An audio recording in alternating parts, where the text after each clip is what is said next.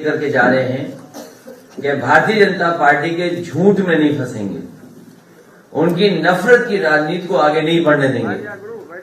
जो हमारे बुनियादी मुद्दे हैं, रोटी, कपड़ा और मकान, महंगाई, रोजगार, उत्तर प्रदेश की खुशहाली, तरक्की, उत्तर प्रदेश का इंफ्रास्ट्रक्चर को कैसे बेहतर करें, आज के समय पर कैसे रोजगार हो, कैसे नौकरी हो, उन्हीं मुद्दों पे लेकर के लगातार पार्टी का पक्ष हर प्लेटफॉर्म पे रखने का काम करेंगे। ये संकल्प हमारी समाजवादी पार्टी के डिजिटल फोर्स ने लिया है। साथ ही साथ 300 यूनिट जो फ्री समाजवादी पार्टी का फैसला है और साथ ही साथ उसके किसानों को सिंचाई के लिए बिजली मुफ्त, ये दोनों संकल्प के बाद समाजवादी पार्टी एक और संकल्प लेती है कि आने वाले समय में जब समाजवादी सरकार बनेगी तो पहले की तरह दुनिया के सबसे बेहतरीन लैपटॉप बांटने का काम किया था, फिर एक बार समाजवादी पार्टी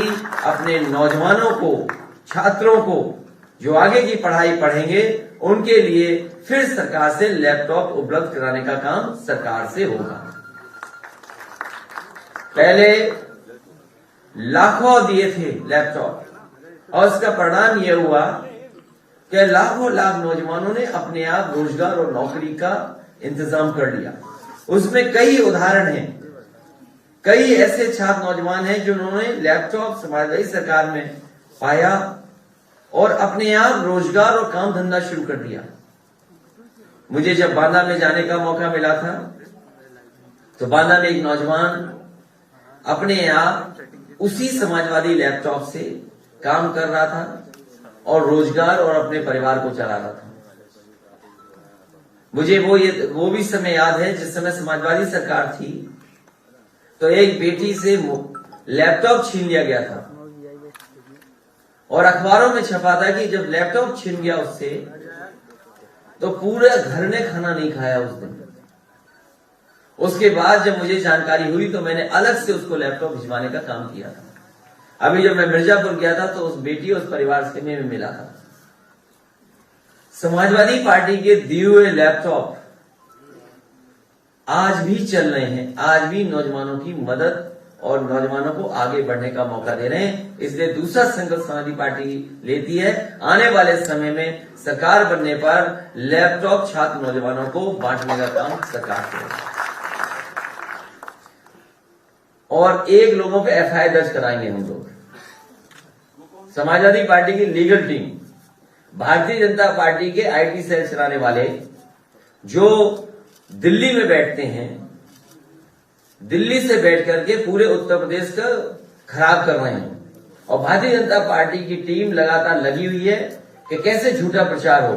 उन्होंने मेरी एक तस्वीर फ्रांस की लगाई है जिसमें ये कहा है कि जो इत्र व्यापारी कानपुर में पकड़ा गया था वो भी साथ खड़ा है। उस व्यक्ति पे एफआईआर जरूर समाजवादी पार्टी कराएगी और मैं चाहूंगा कि वो तस्वीर दिखाई जाए। अगर स्क्रीन पे ला सकते हैं तो स्क्रीन पे ला सकते हो वो तस्वीर, ले आओ एक बार। तो भारतीय जनता पार्टी से झूठा कोई नहीं है, उनसे ज्यादा झूठ बोलने वाला कोई नहीं, झूठ बांटने वाला कोई नहीं और उन्हीं के लोग उस झूठ पे भरोसा भी करते हैं। एफआईआर अभी होगी या सरकार बनने के बाद? नहीं, एफआईआर तो अभी दी जाएगी, तहरीर अभी दी जाएगी, कार्रवाई सरकार के बाद होगी। यही सुनना चाहते थे आप? क्योंकि इस सरकार में हमारे खिलाफ कोई बोले एक एफआईआर नहीं होती, न पकड़ा पकड़ी होती है। अगर इनके नेताओं के खिलाफ कुछ लिख दो तो पुलिस घूम रही होती है घर मकान ढूंढते हुए। और जब उत्तर प्रदेश के डीजीपी पावर ही नहीं बची, मुझे बताया कि पावर ही खत्म होगी उनकी, किससे क्या है। लेकिन फिर भी समाजवादी पार्टी दे करके आएगी, एक तहरीर देगी कि जिन्होंने इस तरह का किया है, जो धाराएं बनती हों उसके खिलाफ कार्रवाई वैसे भी। अखिलेश जी, एक सवाल इसी से जुड़ा हुआ था। आज के समाचार पत्र पहले फोटो देख लो, इसी से जुड़ा हुआ है। लाल टोपी के साथ में उन्होंने दिखाया है कि एक तरफ तरक्की है और दूसरी तरफ जो है पॉक्स मनी दी जा रही है आपकी पीरियड पे। ये सरकारी पैसे से ये दुरुपयोग नहीं होना चाहिए। सरकारी पैसे का मतलब है कि हमारा आपका भी पैसा एड में लगाया जा रहा है, हमारा आपका पैसा भी एड में लगा करके हमारे खिलाफ प्रचार हो रहा है।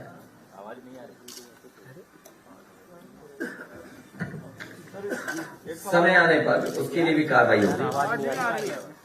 वो वाला स्पीकर बंद हो गया। तो सवाल ये है, राज्य महिला आयोग की जो आज आंकड़े जारी किए गए हैं उसका पालन करेंगे। जैसे ही आचार संहिता लगेगी, भैया आवाज नहीं आ रही है। वो वाला स्पीकर बंद हो गया है। बंद हो गया है। और भैया माइक के पास बात ना करो, इसी सुन लो, आपस में बात कर रहे हो। नहीं आई ना, अब आवाज आ रही है? नहीं आई। नहीं आई भैया। वो वाला सर, हाँ अरे यार कहाँ रहे हमारा ये पता नहीं क्या सुनना चाहते हो, आवाज नहीं आ रही। सवाल ये था कि महिला आयोग सेंट्रल गवर्नमेंट ने अभी आंकड़े जारी किए हैं, उसमें 30,000 में आधे 16,000 सिर्फ यूपी से दर्ज हुए सिर्फ एक साल में। भारतीय जनता पार्टी जिस समय एनसीआरबी के आंकड़े देखेगी, सबसे ज्यादा बेटियों के साथ, महिलाओं के साथ घटनाएं उत्तर प्रदेश में हुई है। भारतीय जनता पार्टी बताए। अरे मैडम, वहाँ कोई मैडम बैठी है, उनकी आवाज आ रही है कैमरे में। सर भाई, भैया की आवाज ही नहीं आ रही है। ये आप तस्वीर देखिए, ये कौन है जिन्होंने हमारी तस्वीर लगाई है भारतीय जनता पार्टी की? ये किसके से पास बैठते हैं? आईटी हेड तो बड़े पद पे होंगे।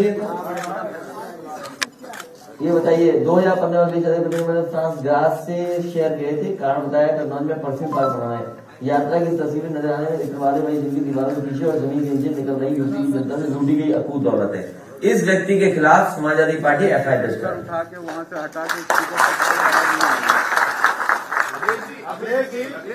ये व्यक्ति झूठा व्यक्ति है, पैसे के लिए झूठ बोल रहा है और भारत सरकार और उत्तर प्रदेश की सरकार से सहयोग लेकर के झूठ बोल रहा है। और मैं अपनी डिजिटल टीम से कहूंगा, इसकी तस्वीर लगा करके प्रचार करिए, सबसे बड़ा झूठा है।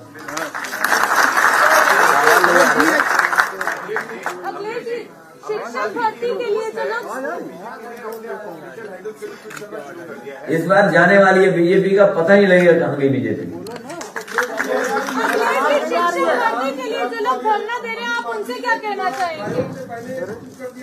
शिक्षक भर्ती के लिए जो लोग धरना दे रहे हैं, आप उनसे क्या कहना चाहेंगे? मैं उनको सम्मान देना चाहता हूं। वो अब धरना देना बंद करें, अपमानित होना बंद करें। ये सरकार उन्हें अपमानित करेगी, लाठी मारेगी। वो यहाँ से जाएं, अपने बूथ पर भारतीय जनता पार्टी को हराएं।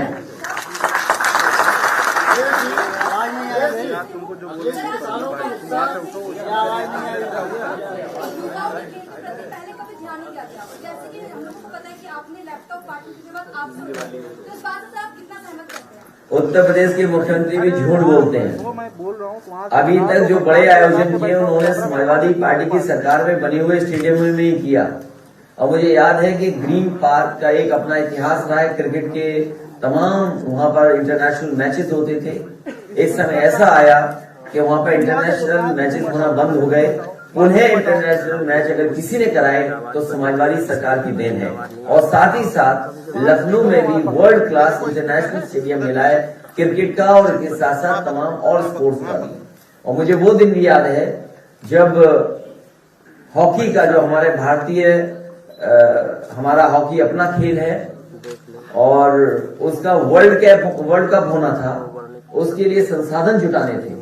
और संसाधन जुटाने के साथ साथ समय के हिसाब से एस्ट्रोटर्फ, लाइट और चीजें बदलनी थी। पहले वहां ग्रीन एस्ट्रोटर्फ था, क्योंकि आजकल जो टूर्नामेंट्स होते हैं वो ये है कि वो ब्लू एस्ट्रोटर्फ पे होंगे। तो ग्रीन एस्ट्रोटर्फ को हटा करके ब्लू एस्ट्रोटर्फ, और पूरा का पूरा ग्राउंड कैसे लाइट लग जाए कि रात में भी मैच हो, फ्लड लाइट लगा करके वो मैचेस कराए गए थे उत्तर प्रदेश में समाजवादी सरकार। सर अगर आपकी सरकार आती है तो 69,000 शिक्षक भर्ती के लिए क्या कुछ प्राविधिक? उनके अलावा 69,000 के अलावा जो परीक्षाएं रद्द हुई है शिक्षकों की, टीटी है, बीपीएड वाले लोग हैं, हमारे फिजिकल ट्रेनिंग वाले हैं, बीएड वाले हैं, 69,000 वाले हैं, शिक्षा मित्र हैं। शिक्षा मित्र 5,000 जिनकी जान चली गई। अनुदेशक हैं, बड़ी संख्या में इस सरकार ने शिक्षा विभाग को उलझा के रखा है, नौकरियों को उलझाया।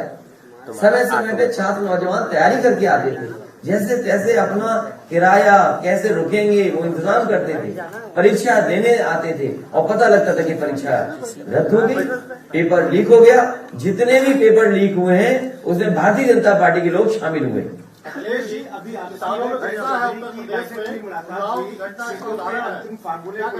हमारी आरएलडी की सीटों की बातचीत हो चुकी है, साथ ही साथ और सहयोगी दल हैं उनके साथ भी सीटों की बातचीत हो गई है।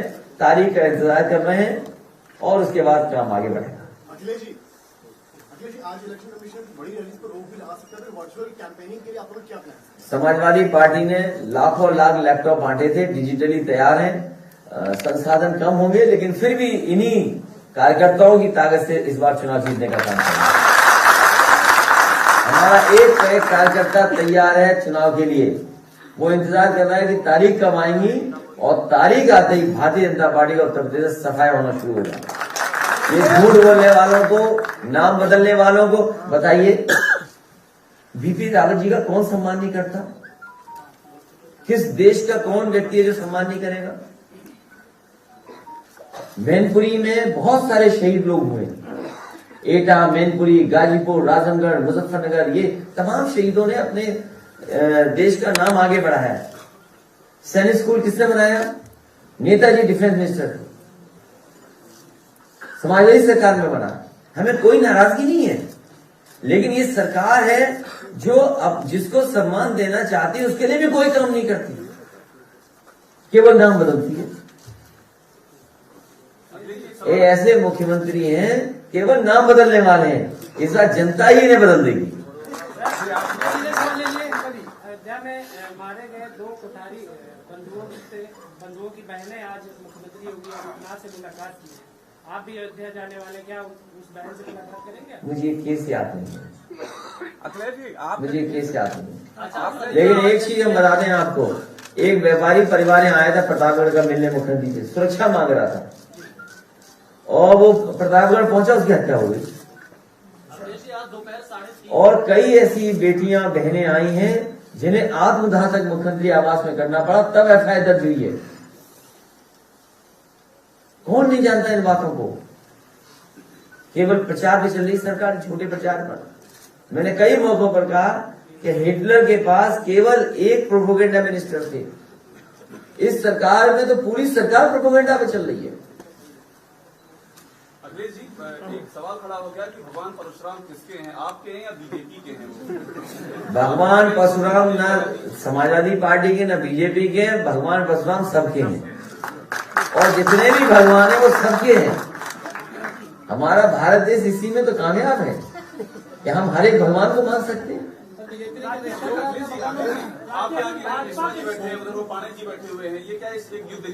और ये सवाल भी पांडे जी कर रहे हैं, उपाध्याय कर रहा है।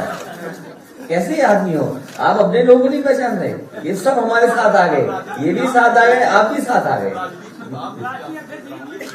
भाजपा के हर बड़ा छोटा नेता आपका नाम लेके जो है, ये सब साथ हैं और आप भी साथ हो। भाजपा के हर नेता जो है, छोटा हो या बड़ा, सब आपको लेकर नाम ले रहा है आपका। मतलब हमें जिताने जा रहे हैं ना, बहुत धन्यवाद उन लोगों का। वो इसलिए कि हम जीतने जा रहे हैं, जिताने के लिए वो सब नाम ले रहे हैं। अखिलेश जी आपकी पुरानी पूर्व सरकार में शिक्षा पर काफी काम अच्छा हुआ था, लेकिन इस बार आपकी सरकार बनेगी तो बहुत सारे छात्र छात्राएं हैं विदेशों में पढ़ाई करने के इच्छुक रहते हैं, उनकी इच्छा रहती है, क्या उस पर कुछ गौर करेगी सरकार? नेताजी जब भी सरकार में आए, शिक्षक लोगों की जितनी भी मदद हो सकती थी नेताजी ने की। समाजवादियों को पिछली बार मौका मिला, मुझे मौका मिला, जितनी समस्याओं का समाधान कर सकते थे किया है और मानदेय तक लेकर के जो भी सुविधा दे सकते थे दिया। ये पढ़ाई को लेकर के पिछली बार भी मेरे पास प्रस्ताव आया था। एक आपके यूपी की यूनिवर्सिटी थी, वो चाहती थी कि बच्चों को अगर मदद हो सके जो विदेश पढ़ना चाहते हैं, मैं आपके सुझाव को कंसीडर करूंगा और जो भी गरीब बच्चे हैं जिनके माँ बाप के पास संसाधन नहीं है, अगर वो विदेश में जाकर के पढ़ना चाहेंगे तो ये तीसरा संकल्प हो जाएगा, याद रखना। कि अगर वो विदेश में पढ़ने जाना चाहेंगे तो सरकार से कोई न कोई फंड ऐसा क्रिएट करेंगे जिससे गरीब परिवारों के बच्चे भी विदेश जाकर के पढ़ सकें। आईपीएस के ट्रांसफर इस बीच में हुए हैं, आचार संहिता लग रही है, आपका क्या ट्रस्ट है इलेक्शन कमीशन के एडमिनिस्ट्रेशन में? ये सरकार का ही ट्रांसफर होने जा रहा है, वो सब अधिकारी जानते हैं। आरक्षण को लेकर जो अभ्यर्थी बड़ा सवाल खड़ा कर रहे हैं, तो क्या आपकी सरकार आने पर आरक्षण का रिव्यू करेगी जिनकी नौकरियां मिली हुई हैं? जहां पर सरकार ने अनदेखी की है, मैं देख रहा हूं, सुन रहा हूं, कई मौकों पर मुझे यहाँ बच्चे मिले हैं, कई विभागों के बच्चे मिले, कई यूनिवर्सिटी के प्रोफेसर मिले हैं जो इस तरह की शिकायत करते हैं। तो जो संविधान में जो बाबा साहब भीमराव अम्बेडकर जी ने जो रास्ता दिया, जो संविधान का रास्ता है, उसको अपनाया जाएगा। अखिलेश जी, पिछले साल आरक्षण कार्मिकों का एक संगठन आपसे मिला था, इस बार वो लोग कह रहे हैं कि प्रमोशन में जो आरक्षण की बात करेगा, जो घोषणा पत्र में शामिल करेगा, हम उसके साथ खड़े होंगे। तो आज क्या आप ही घोषणा पत्र बनाने आए हो? जब समय आएगा तब देखा जाएगा। और उन लोगों को हमने भरोसा दिलाया, उनकी बात पर हम साथ देंगे। वो भी जानते हैं कि समाजवादी पार्टी जो कहती है वो करके दिखाती है। बयान दिया है कि जो विद्यार्थी पूरे साल पढ़ाई न करें वो सोचे कि हम टॉप पर आ जाएंगे, ऐसा नहीं होता। इशारा आपकी तरफ है।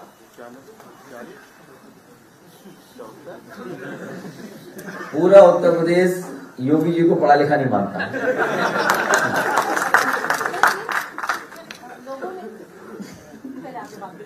नहीं। कल मैं गोंडा गया था और समाजवादी सरकार में वो 4 लेन सड़क बनी। मुझे याद है कि मैं जब नानपारा वाली सड़क को रामनगर, बाराबंकी से और नानपारा तक 4 लेन बनाना चाहता था, उस समय की सरकार ने कहा कि हम स्वीकृत कर चुके हैं सड़क, डबल लेन पेव शोल्डर, अभी 4 लेन नहीं बन सकती। बहुत कोशिश की, 4 लेन के लिए पैसा नहीं दिया। तो मैंने कहा कि अगर आप ये 4 लेन नहीं बना पा रहे तो मैं इसी के आसपास कई 4 लेन बना के दिखाऊंगा।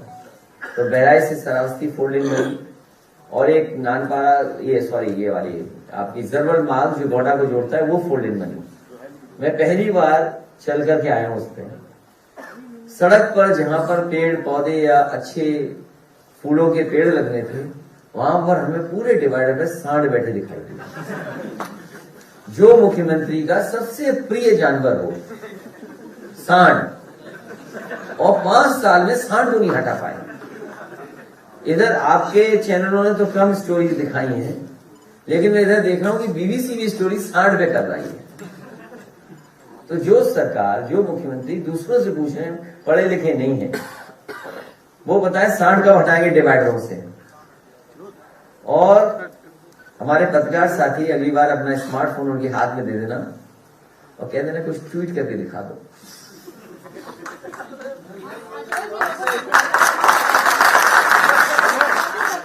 बदले की राजनीति करेगी, तो क्या आप ऐसा करेंगे? कौन कह रहा है? जनता में भी बात हो रही है कि समाजवादी पार्टी सबको गले लगा करके, साथ चल करके, कंधे से कंधा मिला करके, सबका सम्मान करके सरकार चलाएगी। और जो लोग कानून तोड़ेंगे उनके खिलाफ कड़ी कार्रवाई होगी। कोविड काल में मेडिकल इंफ्रास्ट्रक्चर तमाम कोलैप्स हुए, अगर आपकी सरकार आती है तो मेडिकल इंफ्रास्ट्रक्चर को अपग्रेड करने के लिए क्या कुछ प्रावधान? बहुत महत्वपूर्ण सवाल किया। मैं धन्यवाद देता हूं पत्रकार साथी को कि जिन्होंने ये सवाल उठाया है। इधर जब से कोविड आया है, लोगों ने महसूस किया है कि सरकारी इंफ्रास्ट्रक्चर हेल्थ का बेहतर होना चाहिए, अस्पताल अच्छे होने चाहिए। और समाजवादी सरकार थी, उस समय कोशिश की गई थी कि world class infrastructure medical sector में हो, और उसका उदाहरण पेश किया था। जो भी मेडिकल कॉलेज बन रहे थे वो वर्ल्ड क्लास मेडिकल कॉलेज बनाने की कोशिश थी। चाहे वो जौनपुर का मेडिकल कॉलेज हो, जो आधा अधूरा भी दिखाई दे रहा है, जिसका उद्घाटन बीजेपी की सरकार ने कर दिया। आजमगढ़ का मेडिकल कॉलेज था, बहराइच का मेडिकल कॉलेज था, फैजाबाद का मेडिकल कॉलेज था, शाहजहांपुर का मेडिकल कॉलेज था। और मुझे याद है कि डॉक्टर त्रेहन जब अपने मेदांता का शिलान्यास करने आए थे, उनके साथ बड़े डॉक्टर्स की टीम थी। तो मैंने उनसे कहा कि सरकारी एक कैंसर इंस्टीट्यूट में बनाने जा रहा हूं, और वो कैंसर इंस्टीट्यूट ऐसा होगा जो आपके मेडिकल कॉलेज या आपके अस्पताल से भी बेहतर होगा। और उस समय समाजवादी सरकार ने एक बेहतरीन कैंसर इंस्टीट्यूट बना करके तैयार कर दिया। अगर कोई भी इंफ्रास्ट्रक्चर का काम अगर उस समय का देखेंगे तो कहीं ना कहीं कोशिश की गई कि जो इंफ्रास्ट्रक्चर बने वो वर्ल्ड क्लास बने। लेकिन जब से ये बाबा योगी जी की सरकार आई है, ये ध्वस्त कर दिए हैं, ये बर्बाद कर दिए हैं। जो वर्ल्ड क्लास इंफ्रास्ट्रक्चर था उसको भी तोड़ मरोड़ करके सब खराब कर दिया उन्होंने। इसलिए हम आपको भरोसा दिलाते हैं कि जनता के लिए, गरीबों के लिए और जो गरीब किसान है उसके इलाज के लिए अगर बेहतर और अच्छे से अच्छे मेडिकल अस्पताल बनाने पड़ेंगे तो उस दिशा में समाजवादी सरकार काम करेगी। न केवल मेडिकल कॉलेज, सस्ती दवाई और एम्बुलेंस का भी इंतजाम करना पड़ेगा, तो और बड़ी संख्या में एम्बुलेंस का इंतजाम भी होगा। ऊर्जा मंत्री श्रीकांत शर्मा जी ने भी बिजली की दरों में 50% कटौती की बात कही है। समाजवादी पार्टी ने 300 यूनिट फ्री और किसानों की सिंचाई के लिए फ्री बिजली, और मुख्यमंत्री जी कब बिजली के कारखाने का नाम रट करके बताएंगे, ये बता देंगे। क्या कहना चाहेंगे चुनाव आयोग से उत्तर प्रदेश के विधानसभा चुनाव को लेकर? हमारा चुनाव से यही निवेदन और अपील होगी कि भारतीय जनता पार्टी के भाषणों पर निगरानी रखें, इनकी नफरत फैलाने वाली राजनीति पर कड़ी नजर रखें। सरकार एमएसएमई के लिए सीट जंगियों का एक संगठन आपके संगठन से मिला था, उन्होंने भी कई चीजें बताई हैं आप लोगों को। मैं उनके कई बिंदुओं से सहमत हूं, क्योंकि जब तक व्यापारियों का और खासकर एमएसएमई वालों का मदद नहीं होगी तो रोजगार और नौकरी कहां मिलेंगी। तो साथ हमारा भी है कि कारखाने, उद्योग लगे बड़े बड़े, लेकिन वहीं छोटे कारोबार भी हमारे उत्तर प्रदेश में पनपे, आगे बढ़े, तभी जाकर के रोजगार और नौकरी मिलेगी। सर, जानकीपुरम में एक स्कूल बना हुआ आपकी गवर्नमेंट में बना था अभ्युदय करके, शायद पूरे लखनऊ में वैसा स्कूल नहीं है क्योंकि वो सरकारी स्कूल है जिसमें अंदर रैम्प भी बना हुआ है, बहुत सारे हाईटेक स्कूल है। तो क्या आपकी सरकार आएगी तो उस तरह का स्कूल और आप बनवाएंगे?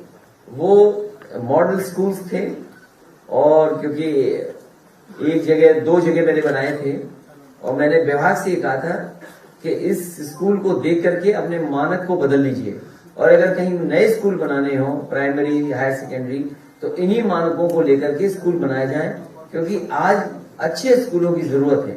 स्कूलों का इंफ्रास्ट्रक्चर कम से कम ऐसा हो जो प्राइवेट स्कूलों का इंफ्रास्ट्रक्चर न हो। और मैं दावे के साथ कह सकता हूं, जिस स्कूल का आप नाम ले रही हैं, अगर आप उसका इंफ्रास्ट्रक्चर देखेंगे और किसी प्राइवेट स्कूल का इंफ्रास्ट्रक्चर देंगे तो उससे बेहतर आप उसको पाएंगे।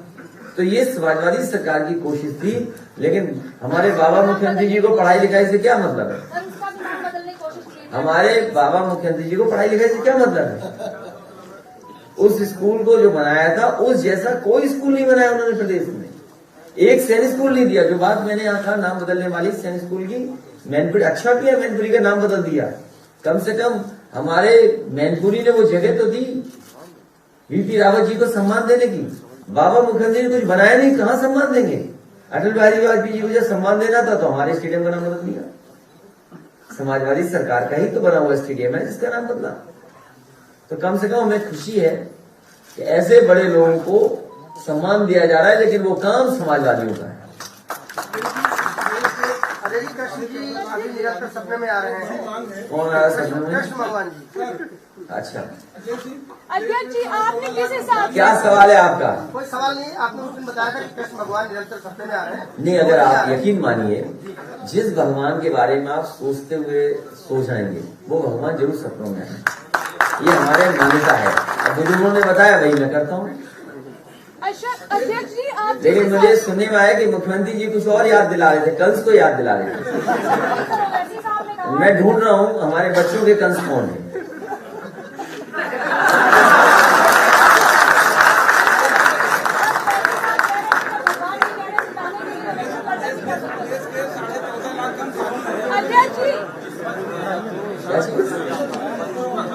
अब आपको एक गाना दिखाऊंगा जो आशु मलिक जी ने गाना। कोई सवाल पूछा आपने? अध्यक्ष जी जिस हिसाब से आपने कहा कि आप जो जिन्होंने सवाल किया वो कुछ देर तो बस समझ नहीं पाए जवाब कहाँ चला गया। अध्यक्ष जी आपने बोला कि आप चिकित्सा को और आगे बढ़ाएंगे। जो एम्बुलेंस कर्मी है, 108 एम्बुलेंस कर्मी उनकी भी मदद करेंगे। उन एम्बुलेंस ड्राइवरों से कहिएगा इस भारतीय जनता पार्टी को भरोसा मत करिए। समाजवादी ने एम्बुलेंस चलाई थी, जो सुविधा देनी होगी सुविधा देंगे, जिससे कि हमारे गरीबों की वो मदद कर सकें। मैं उनको धन्यवाद भी देता हूँ कि कोरोना के समय पर और कोविड के समय पर जब कोई गरीब को नहीं बैठाना चाहता था अपनी गाड़ी में, परिवार के लोग भी एक दूसरे से दूरी बना रहे थे। उस समय अगर किसी ने मदद की थी गरीबों की, तो यही समाजवादी सरकार में चलने वाली एम्बुलेंस ने लोगों की मदद की थी। इसलिए इन ड्राइवर्स की भी मदद करने का काम पुनः समाजवादी सरकार ने किया। 14.5 लाख कर्मचारी है प्रदेश में, इनकी एक मांग है कि पेंशन स्कीम लागू की जाए। हमारे कई कर्मचारी संगठनों से बात हुई है और कर्मचारी संगठनों में मैंने कह दिया उनकी बात मैं मानूंगा। अखिलेश जी, आपके बगल में जो बैठे हैं उनका परिचय नहीं हुआ हम लोग। ये स्वामी महामत दास जी मिर्जापुर के रहने वाले हैं। नेताजी से बहुत लगाव रखते थे, पार्टी से बहुत लगाव रखते हैं। हालांकि इनके संबंध बीजेपी में भी है, वो बीजेपी के साथ भी उठते बैठते हैं। तो कुछ हमारी बात वहां पहुंचाते हैं, कुछ वहां की बात हमें बताते हैं।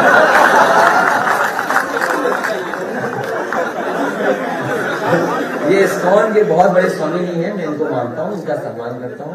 जब कभी हमारे पास आते हैं तो हम उनसे अच्छी बातें सुनते हैं। अखिलेश जी, आपने सभी वर्गों की बात की। ये मुझे याद है एक टीम, अभी इनकी बात खत्म जाने का, स्वामी जी आए थे और जर्मन के वो स्वामी थे। जर्मन के नाम बताइए उनका, जो जर्मनी में रहते थे वृंदावन में, जिनको लेके आए थे पुल तोड़ने के लिए। नहीं याद होगा उम्र की वजह से। क्या नाम है? मैं नाम नहीं ले पा रहा हूँ। एनीवे, तो जो स्वामी जी एक टीम लेके आए थे इस्कॉन के स्वामियों की, और वो चाहते थे कि वृंदावन में अच्छा काम हो। समाजवादी सरकार में जो चल रहे काम थे वो मैंने उन्हें बताया कि केसी घाट का शुद्धिकरण चल रहा है और लखनऊ से बेहतर रिवर फ्रंट वृंदावन में होगा।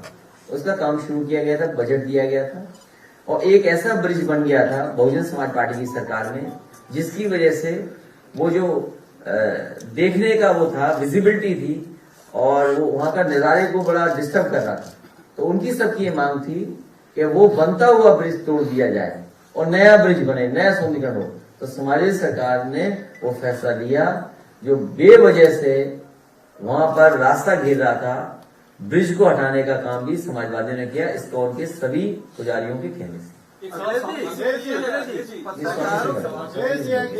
चुनाव कल है, डिक्लेयर हो रहा है, तो बुझा दोगे भाई। अगर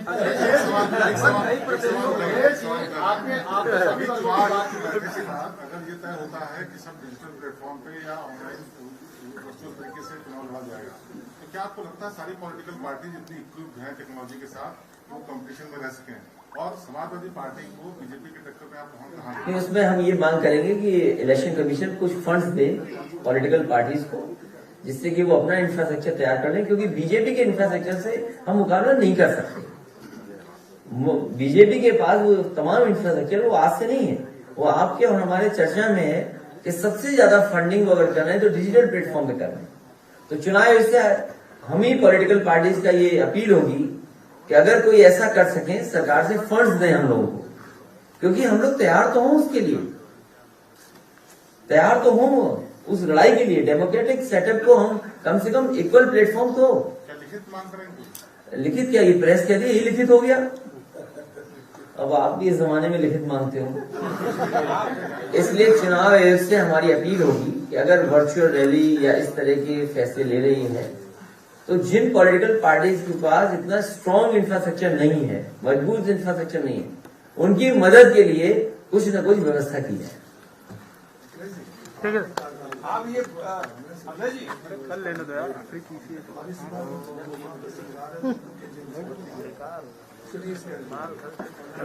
अब वो मशीनें तो बहुत दी थी, एक बीजेपी का नेता रिवॉल्वर लेके चला गया था तो मशीन ही खराब हो गई थी, याद है हमारा ही। तो समाजवादी सरकार ने सिटी स्कैन नहीं हो, एमआरआई मशीन नहीं हो, एम्बुलेंस नहीं हो, दवाइयां, आज सोचिए अस्पतालों में दवाई नहीं है, आज गरीब का ऑपरेशन नहीं हो पा रहा, रिफर कर दे रहे, प्राइवेट की तरफ भेज रहे हैं। कोई भी जिला अस्पताल में आज ऑपरेशन नहीं हो पा रहा, इलाज नहीं हो पा रहा, दवाइयां नहीं है। ये कैसी सरकार है जो गरीबों को दवाई नहीं दे पा रही है? पत्रकारों के लिए आपकी क्या घोषणा है? ये मुद्दे की बात है। ये पत्रकार पहली बार आया है इस प्रेस में। अच्छा ठीक है, जो आपके सुझाव हो जरूर दीजिए, जो हो सकते वो करे जाएंगे, आपकी तरफ से क्या जो कहोगे करेंगे।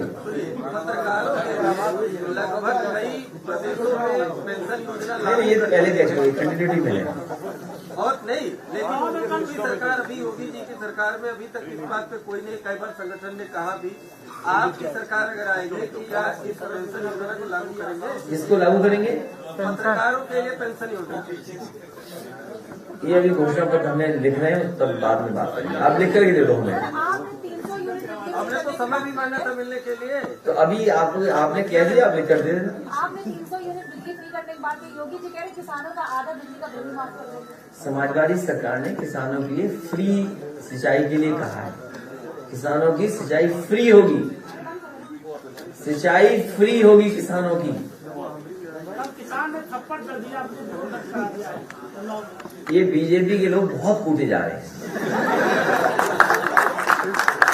ये जनता नाराज है क्योंकि इन्होंने बहुत वादे किए थे किसानों से।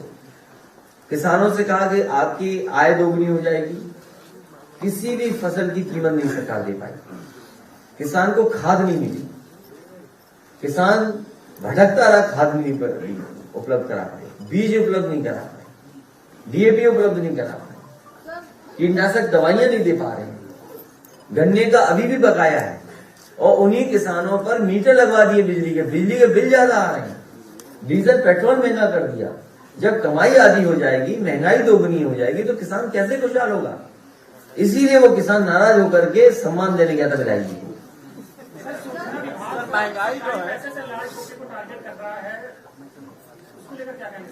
सूचना विभाग में जो काम होते हैं वो सरकार की उपलब्धियों के प्रचार होते हैं, लेकिन ये पहली सरकार है जो पॉलिटिकल लाभ ले रही है उन प्रचारों से।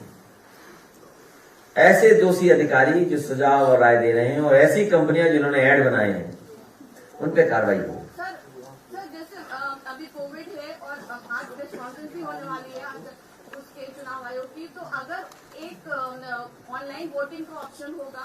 ऑनलाइन वोटिंग के पक्ष में हम नहीं होंगे। फिजिकल वोटिंग चाहे हमें दूर 2 दिन वोटिंग करा लें, 2 दिन वोटिंग करा लें। अगर मशीन में डर है कि हम ग्लव्स नहीं दे पाएंगे तो बैलेट वोट करा लें।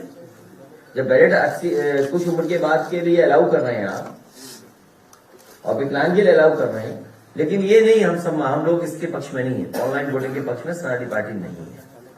तो सर फिर आपका क्या वोट डालेंगे हम सब।